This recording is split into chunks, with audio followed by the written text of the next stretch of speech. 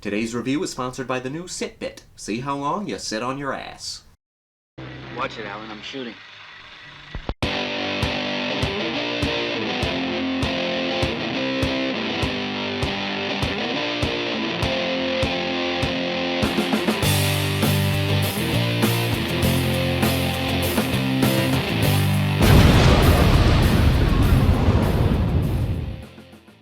Wild Beasts. No! No!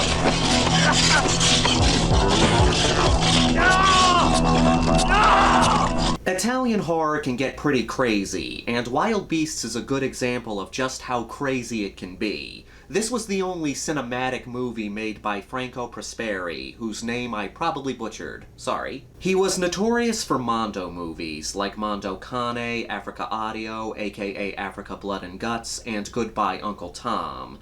These were shockumentaries, documentaries that covered taboo subject matters from around the world. And instantly the jungle fills with life and death.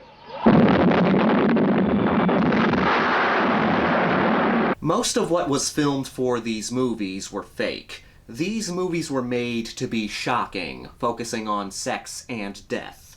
As the years went on, there was more emphasis put on death, both real and fake. Wild Beasts is a completely different animal. Pun 100% intended.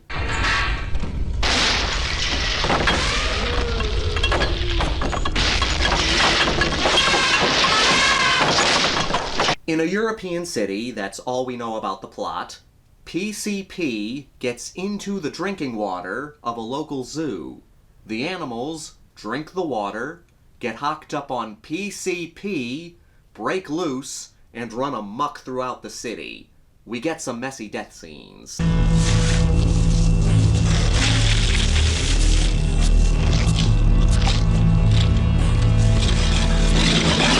I love Italian horror, and I love killer animal flicks. What helps Wild Beasts stand out in the genre is that we get a variety of different animals running around the city. We get lions and tigers and bears.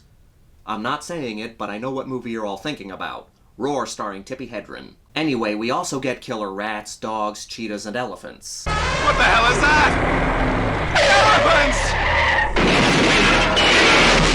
The plot isn't really an important part of this movie. We're here to see zoo animals rip people apart. There's no real explanation for how the PCP gets into the water supply. We just see needles all over the city streets and foam in the water. That's fine. Wild Beasts isn't trying to be anything deep. It knows what it is. A B-movie where animals kill people. We go between all these different set pieces, and they're all wonderfully wacky. What's the matter, boy? Stop it! No!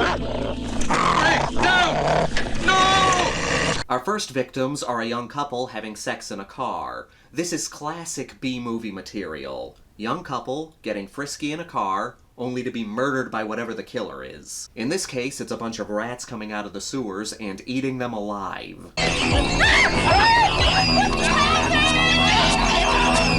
It's a great bloody kill. It gets rather brutal, actually. These rats don't just nibble them to death. They get completely torn up. Legs getting bitten, faces covered with blood, nipples getting bitten off. Ugh. It's a good introduction to what kind of kills we're getting. Bloody, bloody, bloody.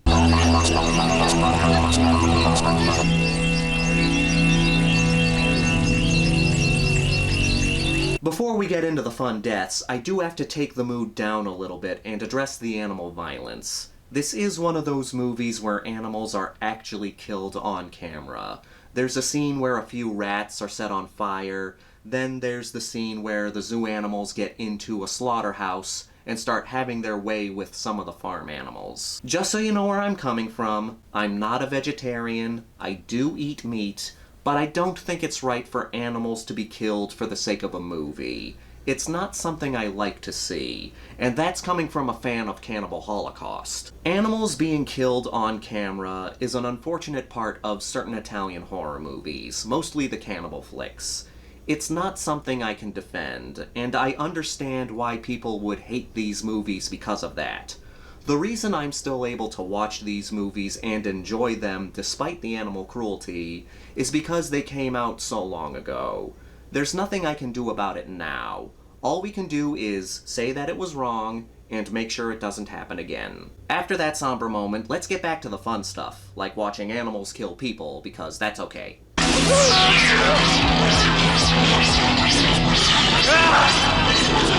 Every animal gets time to shine. There are scenes when lions actually jump on people. It never gets as intense as in Roar, but it's still pretty hardcore. They do a decent job at mixing real animals with prop animals as people are getting attacked. You have lions eating people, a tiger getting loose in a subway car, a goddamn polar bear.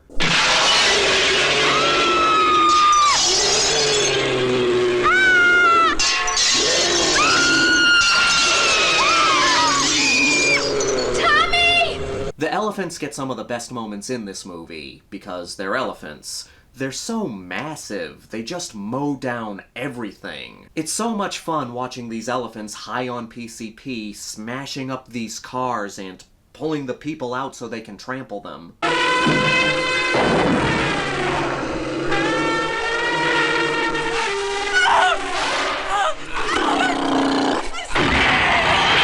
Then they get loose in an airport and all hell breaks loose.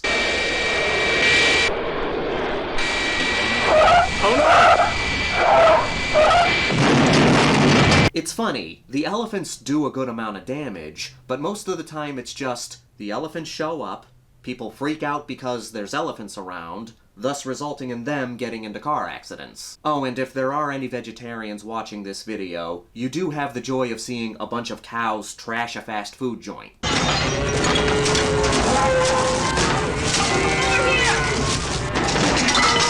Get behind the counter! But my favorite scene, which captures the pure absurdity of this movie, is when a woman in a car is being chased by a cheetah. It's established that she's having car trouble, which is why a cheetah is able to keep up with a car. Okay!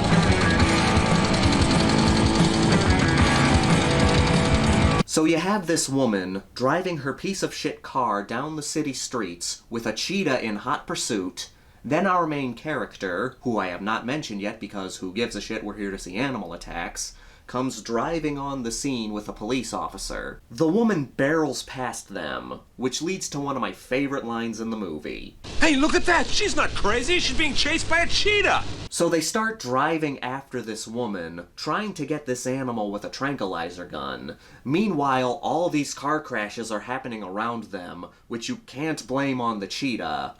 And this all ends with another fantastic car crash, cars on fire, and the cheetah getting away completely unharmed.